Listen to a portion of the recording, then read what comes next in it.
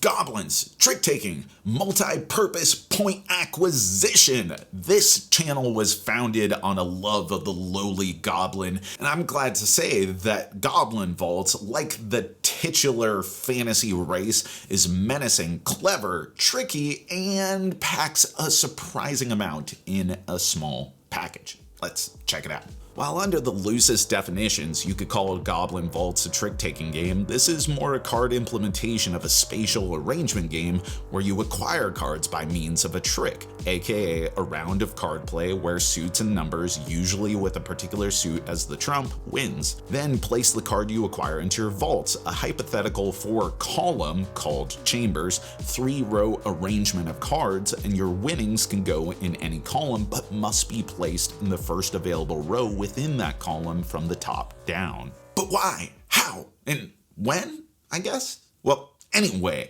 the reason you're doing all this is one of my favorite things about Goblin Vaults. Each game, scoring parameters are set up that dictate how, for the most part, you'll acquire points at the end of the game. Maybe each chamber gets 3 points if the highest card is purple, or each chamber with at least 2 blue cards scores the difference between the numbers. Compounding this, each card added to your vault has a placement bonus scoring 1, 2, or even 3 points if placed in the correct tier of your vault. There are a bunch of these scoring cards, and the tension between what you can accomplish now and what you hope you might be able to accomplish later on is really what drives what cards you go after, when, and where you place them in your vault. How? Well, that's the trickier part of the game. At the center of the table sits 3 cards to be bid upon, and a 4th card that stands as the Warden, defining the trump color. Players one at a time play a card from their hand face up under one of the 3 cards on display. The person who bid the highest value to any of the 3 cards on block wins unless anyone played the Warden's color, in which the highest value in the Warden's color wins that card on display.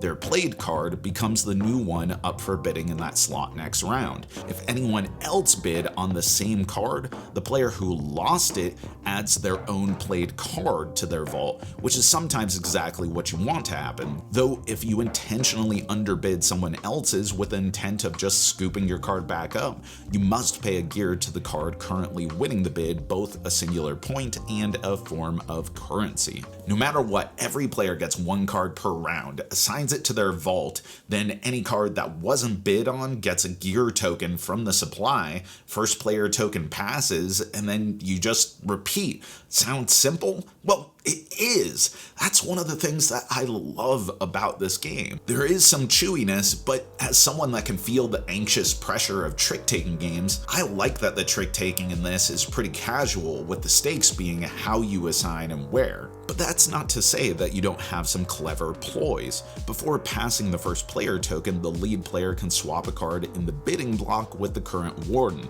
Also, cards all have an allegiance separate from their suit, which gives extra points if you acquire those that match your player icon, and if your bid for a turn matches the allegiance of the Warden, you can either cycle a card from your hand with the deck, or you can move 1 card in your vault to another column, giving you a strategic tug, a reason to do things outside of optimum play. Also of note is that the game has a really solid solo mode, running up against Glavrung, some fiendish gobliness, undoubtedly a master of the game.